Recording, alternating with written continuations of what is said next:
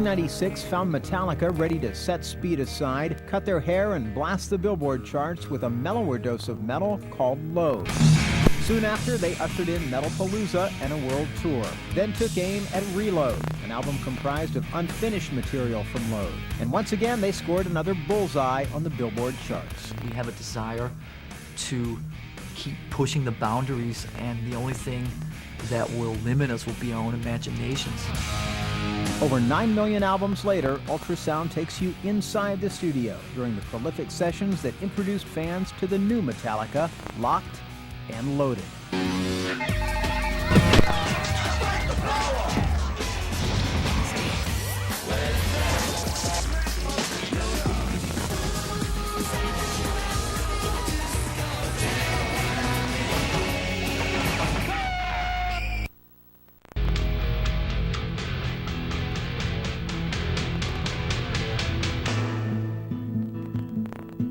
I think a lot of bands, without knowing it, kind of dig themselves too much of a rut.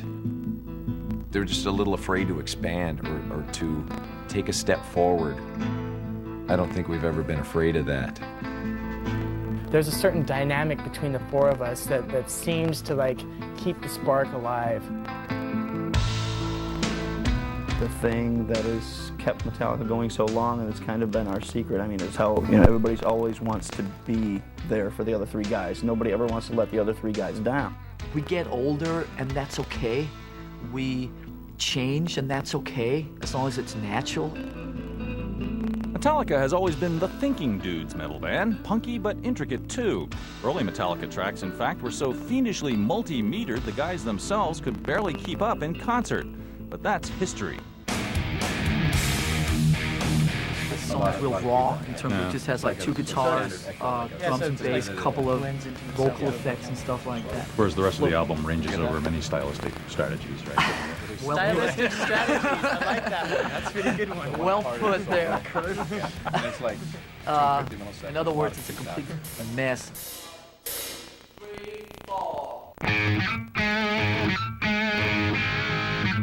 With its last album still on the Billboard Top 100 chart 5 years after its release, Metallica has stripped its surefire sound way down for an unusual new album called Load.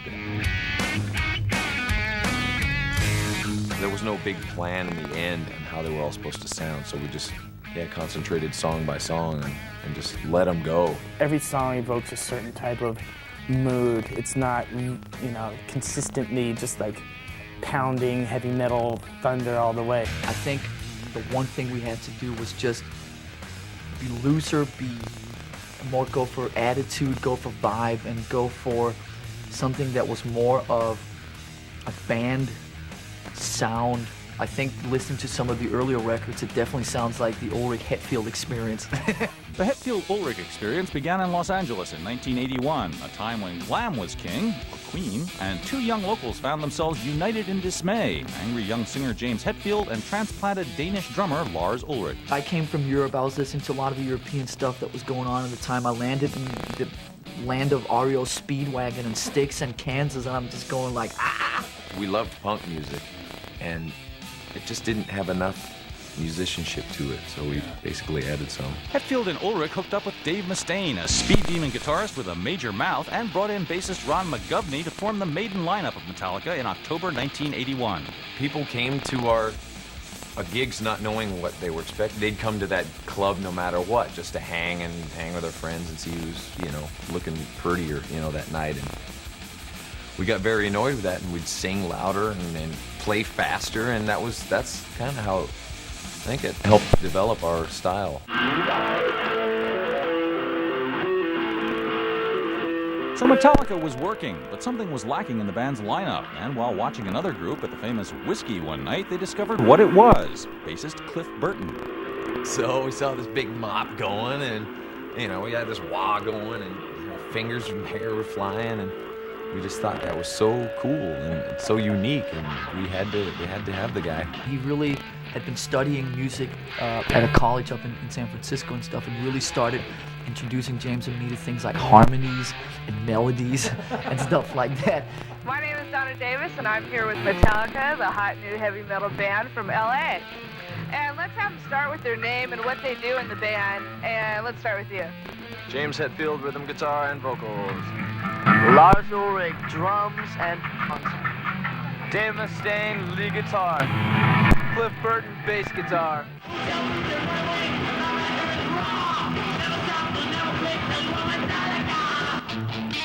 By this point, Dave Mustaine's enthusiasm for cocktails was driving his bandmates nuts. So after securing a record deal and heading for New York to make their first album with metal promoter Johnny Z, they decided to take action.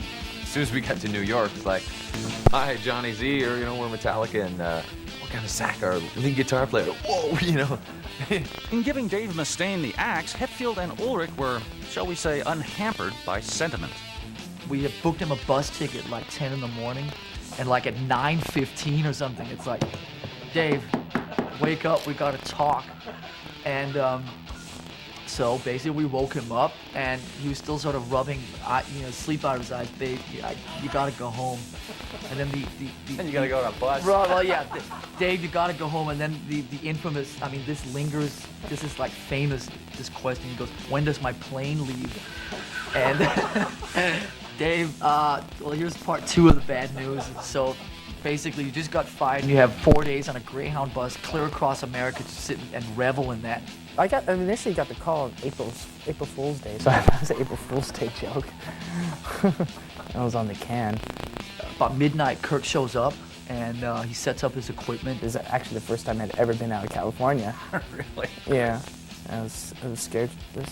And it's like New York. It's like, wow, this place is really big and dirty. The first song we played was Seek and Destroy, and we got to the guitar solo, and 10 seconds into it, me and James just looked at each other, and that was it. Done. End of story.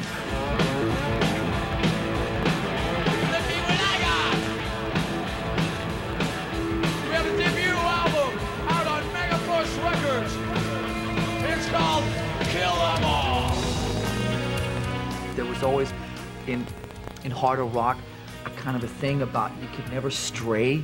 We've always strayed and all over the place.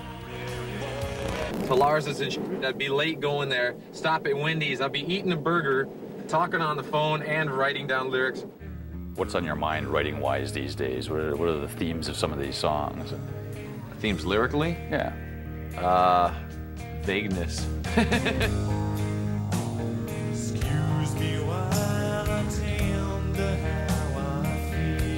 I don't want to really give any preconceptions, but it's more deep, personal stuff. It's. I had to kind of go visit some kind of messed up places within where I thought, well, I'm all better now. I don't have to write that kind of crap anymore. But once you're messed up, you're.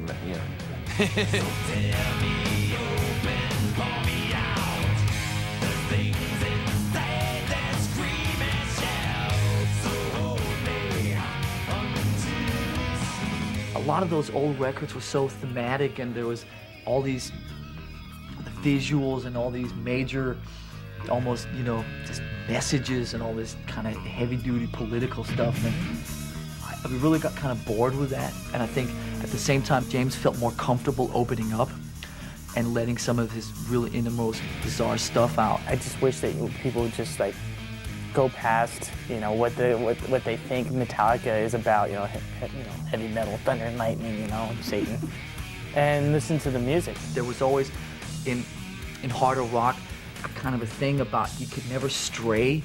We've always strayed and all over the place. Metallica started straying on its second album, Ride the Lightning. The band had signed with new management and a new major label, and it wasn't about to start bowing down before the usual hard and fast metal stereotypes. In 1984, when we put a ballad, Fade to Black, on our second record, people were freaking, okay? And we just said, right there, this is how it's gonna be. There are no parameters that keep us in. Releasing its third album, Master of Puppets, in 1986, Metallica embarked on a career-changing tour with metal god Ozzy Osbourne. The Puppets album rose to number 29 on the Billboard chart, and with this success, the band soon found itself answering to the inevitable charge of selling out. We do what we want to do, If they consider that selling out, then whatever.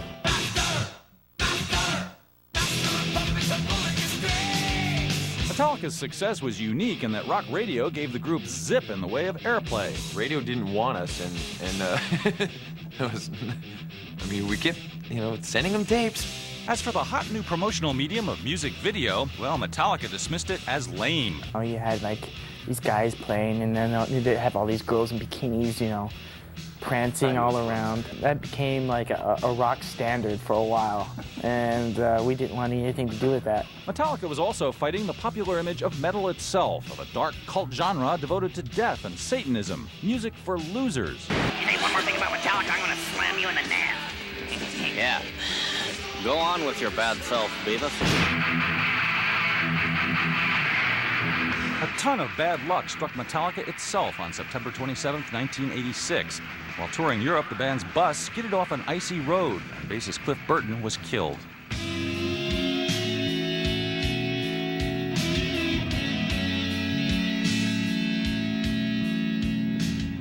Did the band think at any time like maybe we should take 6 months off? No. We knew that if we did that, we'd probably start wallowing in our grief and depression. So we unanimously decided that we should just keep on working. Double-edged sword of that was that it was like whoever we got in the band would be at the receiving end of torment and torture and for years to come, just because he was the replacement for Cliff. That lucky man turned out to be Metallica fan Jason Newsted, plucked from the lineup of a Phoenix band called Flotsam and Jetsam. Hey, let's go. Just because he was in the mix, now he thinks we have to wait for him. Okay, guys.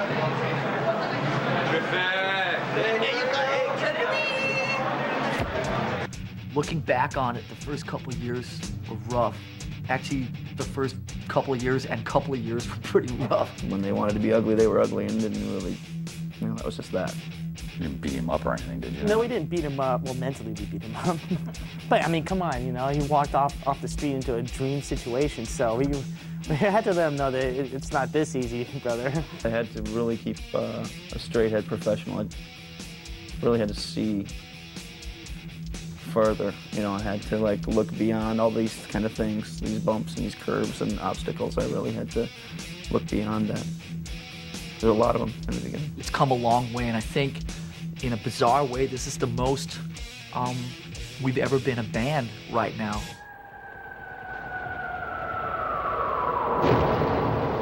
What is democracy? It's got something to do with young men killing each other, I believe.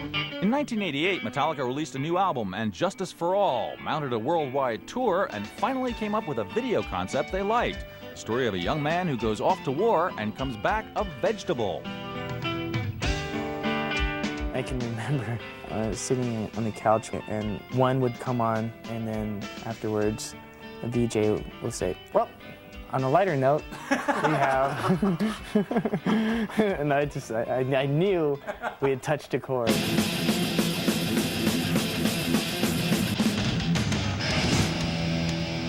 And Justice for All was nominated for a Grammy Award, although it famously lost out to Jethro Tull of all acts. But the critical tide was turning, as even New York Times writers began hailing Metallica's complex arrangements and pointed lyrics. Hey, look. We're in Rolling Stone, isn't that exciting? See? We made it into Rolling Stone. We've peaked. Can only go down from here. I knew we had a really good record, and I knew that it was going to do well. I would never in a zillion years think that 5 years later it's still hovering in the...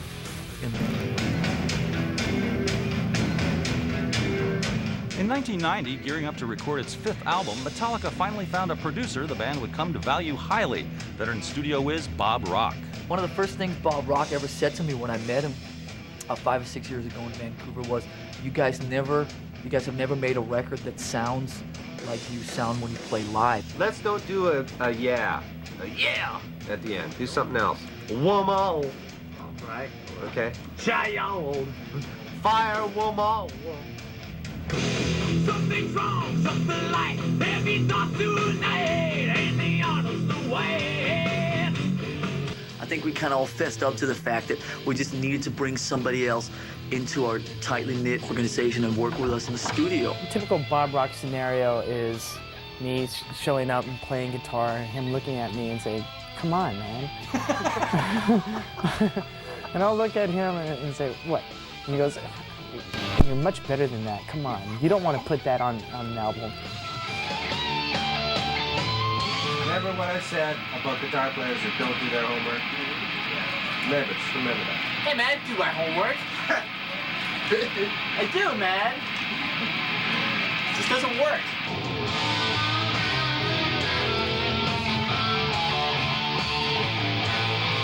The resulting record, officially called Metallica, unofficially the Black Album, was unveiled at a fan listening party at New York's Madison Square Garden. And it was a smash, going to #1 and finally winning a Grammy Award for Best Metal Album.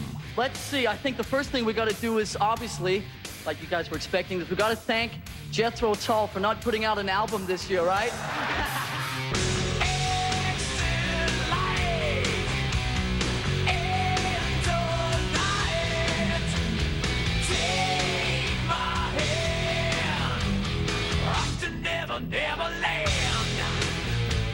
I knew we had a really good record, and I knew that it was going to do well. I would never in a zillion years think that 5 years later it's still hovering in the top 100 and selling, you know, whatever X thousand copies. I mean, who just bought the Black Album last week? The longevity, that's cooler to me than being on top for 5 minutes, really hanging out and still being relevant, and for some reason people are still buying the damn thing.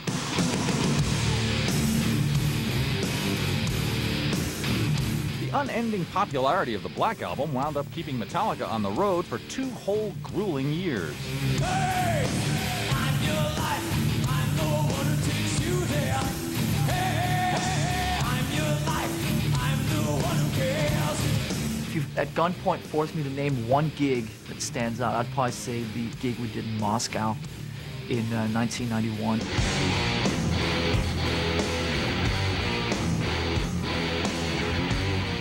This was just elevated one step more than anything I've ever seen of us, and working with an audience, and it was that whole experience was truly amazing. After cranking out some 400 shows, the members of Metallica decided to take a whole year apart from each other before starting work on Load. The sound on this record seems to indicate sort of a happier group. Do you feel happier than you were 15 years ago? I don't know about happier. Less unhappy. Maybe. Has the songwriting process changed? The actual songwriting process hasn't changed that much.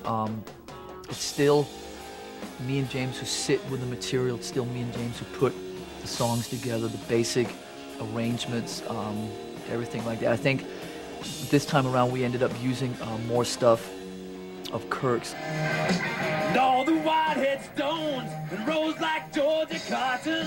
Let's play Guess Who's Not in the Room. Bob! Producer Bob Rock was back on board for Load, of course, and Metallica itself was a changed band, rested, mature, and operating now with a new, more democratic spirit. It's like a band, you know? It's very weird, you know? Lars and I back off a little and let them take a little control, you know, over their own, you know, parts. They kind of let down the guard a little bit and maybe let a little bit more responsibility go to the other cats in the band, Kirk and myself, and let us be able to, you know, voice our opinions and really show our stuff this time. I mean, we're really doing everything backwards. Do you know what? I mean, most people they start as a band and then a couple guys take over and then everybody blows up. But we kind of, you know, started with a couple of guys running the show, and then it becomes a band, and now it's like a tighter thing than it's ever been before. It's kind of weird. Not only is Load a major stylistic step for Metallica, but so is the band's choice of a venue to promote it as headliners on the earnestly alternative Lollapalooza tour. We're going to reach a lot of folks that we didn't before and gain some respect from some people that we didn't before. And we're real happy with the songs. We're real proud of them. And that's going to make a big dent in a lot of people that maybe had their doubts, and that makes me happy too. Musically, I think we're in a position right now where we could go anywhere and people would not necessarily maybe like it, but at least respect it. And I think that that's important, and at least understand that we have a desire to keep pushing the boundaries, and the only thing that will limit us will be our own imaginations.